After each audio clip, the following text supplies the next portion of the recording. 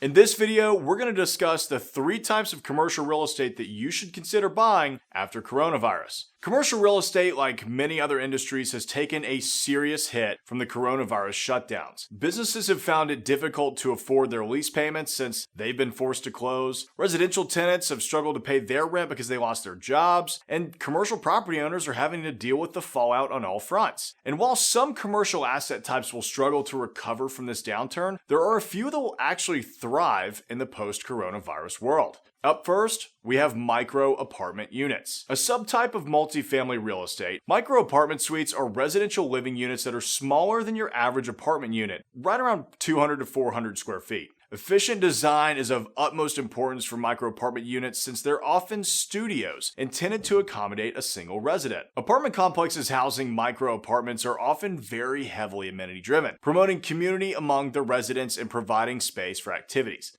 As long as you're socially distancing. Younger residents find significant value in this style of apartment living because they can spend more money on experiences and extracurriculars instead of rent. So why will micro apartments thrive? Well, micro apartments have already been trending over the last decade or so. With a smaller footprint comes less rent, which makes these units far more affordable for the average tenant. And that's good news for landlords and investors too, because they can actually charge higher per square foot rates on these suites while keeping the overall monthly payment lower. Micro apartments are not only a more affordable option for tenants, but they can also be significantly more profitable for landlords. Up next is last mile warehousing. Last mile warehousing is a subtype of industrial real estate. These warehouses are the final stop for packages before they land on a consumer's doorstep. In order to deliver these items as quickly and efficiently as possible, last mile warehousing is often located within a city's urban core or in high density residential neighborhoods. So here's why last mile warehousing will thrive.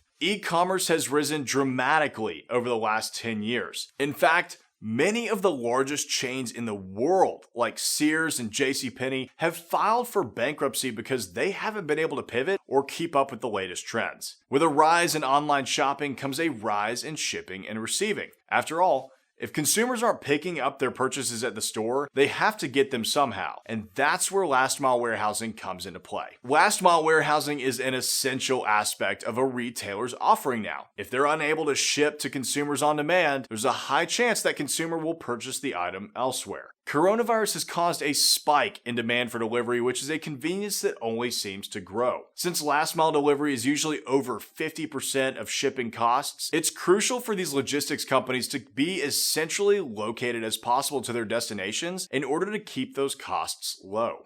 The third type of commercial real estate that will stay strong in a post-coronavirus world is neighborhood retail. Neighborhood retail is largely made up of the smaller strip centers and standalone buildings that service the needs of the surrounding neighborhood. They're often anchored by grocery shops, drugstores, restaurants, and daily conveniences for consumers. A wide variety of businesses can locate within these projects, including dentists and professional services offices, so the tenant base is not exclusively retail, even though the property is technically retail. Here's why neighborhood retail will stay strong, even though retail in general has struggled in recent years. Neighborhood retail is very different from big box retail. These centers are often smaller, with the largest anchor typically occupying around 5,000 to 15,000 square feet, as opposed to the 50,000 square feet or more seen by the big boxes. Thanks to the smaller suite sizes, neighborhood centers are far more flexible with the types of businesses that may occupy them, which makes them easier to maintain higher occupancy rates. Neighborhood retail also provides the daily conveniences that the residential occupants in the immediate area seek, which has helped keep these tenants more recession-proof.